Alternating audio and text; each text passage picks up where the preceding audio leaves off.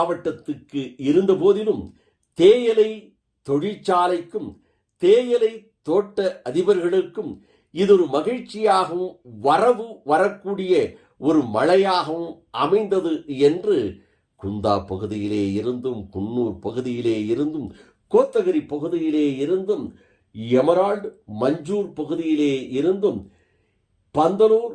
சேரம்போடு, சேரம்பாடி, சேரங்கோடு, நிலாக்கோட்டை பகுதியிலே இருந்தும், இன்னும் கூடலூர் பகுதியிலே இருந்தும் விவசாயிகள் தெரிவித்ததாக நமது செய்தியாளர்கள் தெரிவித்திருக்கிறார்கள் என்று தெரிவித்து,